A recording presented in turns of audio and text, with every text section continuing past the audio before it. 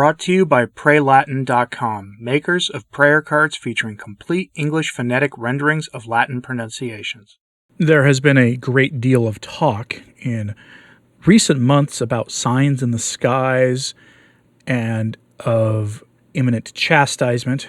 You'll see many Catholic commentators talking about the Fatima message and pointing to 2029, 2031, or 2038, depending on how you read what we know of the Fatima message, as if those are going to be the 0 hour for when God's wrath finally comes or really begins in earnest.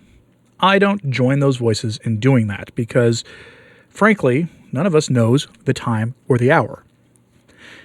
However, Catholic prophecy is useful and approved in general by the Church because if we have eyes to see and ears to hear, and if we have a functioning sensus fide, a sense of the faith, then we may not know the hour and the minute, but we certainly have an idea of where we stand.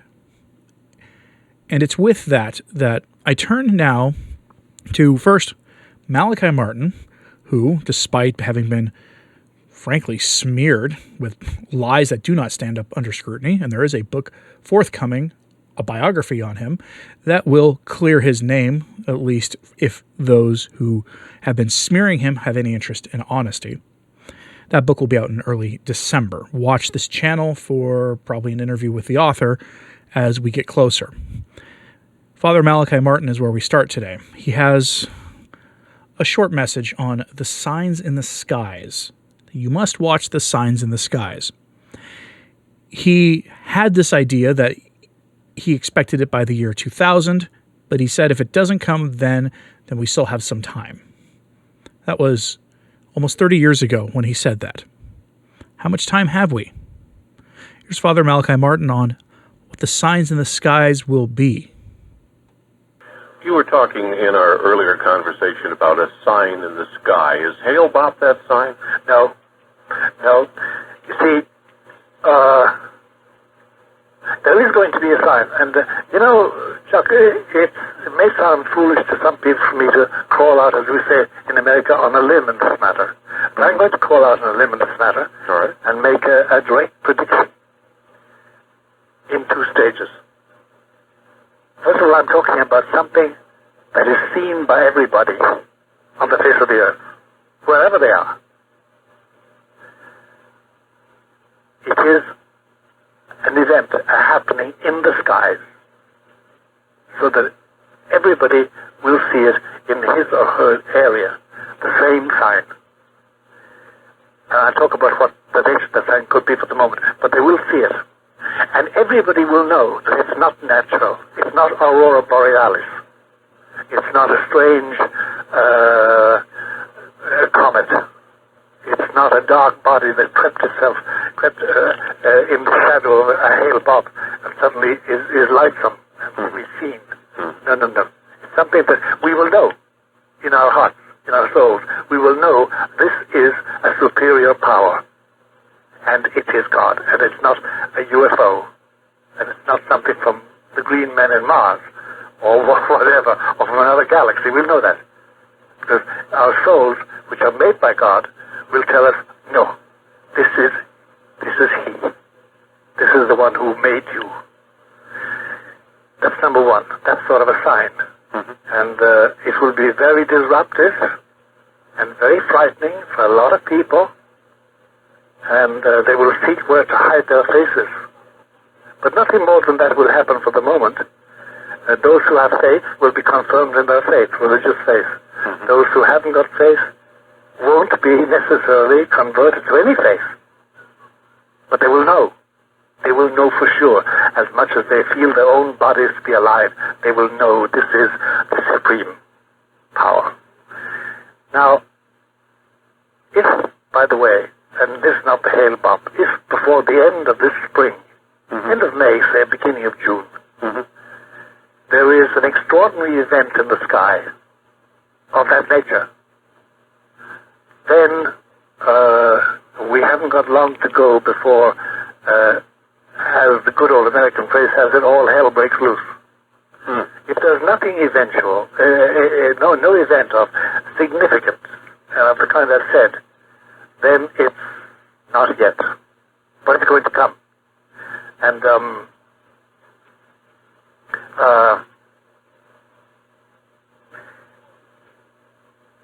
there will be this difference.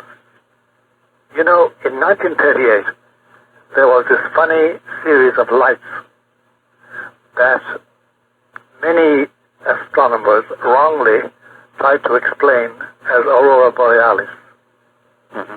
And it wasn't. Everybody agrees now it wasn't. And Catholics were told that this was actually a sign from heaven about the coming war. Interesting stuff from Father Malachi Martin. For my money, his best interviews were with Bernard Jansen, and you can find those at Triumph Communications in either book form or CD form. I recommend you purchasing them to support the good work that they do at Triumph Communications. And no, they're not paying me to tell you that. But now we turn to another controversial mystic, Julie Jihenny, who is most famous for her speaking about the 3 days of darkness. But here is what she will tell us about the signs in the skies as a warning, and how they will be given imminently before the material chastisement, when God essentially starts civilization over again. Not to the same degree, of course, that he did during the time of Noah, but it will be a desolate time. Here's Julie Jihenny. Excerpt from her diary on June 15th, 1882, where our Lord revealed to Julie Jihenny the season in which the great warning would happen. Our blessed Lord told her, "I forewarn you, a day will come when in the early hours of the morning there will be little light from the sun or from the stars. It will be in the early month of the year. There will be insufficient light for people to leave their houses. It will not be in midsummer, nor during the longest days, nor during the shortest ones. It will not be at the end of the year, not in December, but rather when the spring wheat will not quite have reached its third notch of growth, meaning February or March. It will be a day of continuous thunder and lightning and terrible upheavals in the atmosphere. The sun will be almost completely darkened. This will start midday in France, lasting till 4 p.m. It will signal the commencement of the chastisement of the earth." Excerpt from July 8th, 1882, entry of the diary of Julie Jihenny. About 2 hours to the day when God lifts the veil, the secret is revealed, and he calls the king. A miraculous sign will appear under the sky that will also summon the friends of the king, who too will rise up. The friend will carry a holy benediction to the king, who will be prostrated, forehead in the dust, humbly bending with all his court under the call of God. He will arrive in front of his friends, and they will go to meet him. The servants and victims will bring him the unsullied white banner. These virtuous servants and fellow conquerors with the king will also be honored. Their names will be on his forehead, and all France will honor them in future ages. Those are interesting because you see a link to the Great Warning, an unspoken chastisement, and then the aftermath, the restoration of the church and society to essentially Christendom. And Julie Jihenny gives us a hint about the great Catholic monarch. I wouldn't read too much into the monarch because a lot of people start playing politics with various royal families of France about who it could be. We don't know the answer to those questions, and it's not worth speculating. I would be more worried about preparing yourself for that chastisement whenever it comes. And that may not come for the next 1,000 years. We don't know the day or the hour. But if we have eyes to see and ears to hear, we can see the signs and prepare ourselves accordingly. And the most important way to prepare is our spiritual preparedness, to make sure we stay close to the sacraments, that we have the sins that send us to confession at least under control and not dominating our lives, that we are growing in heroic virtue.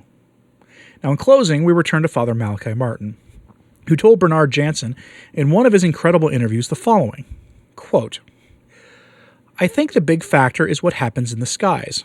Keep your eyes on the skies is a prudent motto. I think Our Lady's sign is going to appear in the skies soon. I think it is going to come as a shock to everybody. I think the church is going to be hit hard by what appears in the skies. Keep your eyes on the skies, what is advice Father Martin would often give, but especially during the first half of 1997. Now, for some reason, he expected to see, quoting him again, Our Lady's sign, which is what he called it, appear in the sky that spring, which did not happen, of course. Now, later he was asked if it might be Hail Bob. If you're not an older person, you don't know what Hail Bob was, probably. But it was a comet that captured the attention of the people of the world, including some fringe groups. Well, the comet came and went. No, Malachi Martin said in response to whether that was the sign. Malachi Martin was expecting a very different kind of sign. When it didn't materialize by the end of June, he would tell people who asked him about this that it means it won't happen for a while yet. We have a little more time. That was nearly 30 years ago. How much time have we left? I'm very curious what you have to say about this, so let me know in the comments, please. So like and subscribe if you haven't. It does help. Sharing this on social media helps a lot, too. And if you like this kind of Catholic prophecy stuff mixed with Catholic news and those kind of things, consider supporting the work we do here at Return to Tradition. Options in the description box below, including Patreon, Subscribestar, the Subscribe Plus button, which is the old YouTube Join button, all of which were asked for by viewers of this channel. Helps keep these daily messages coming, and the support is greatly appreciated. And as always, pray for the Church. I'm Anthony Stine. Ave Maria.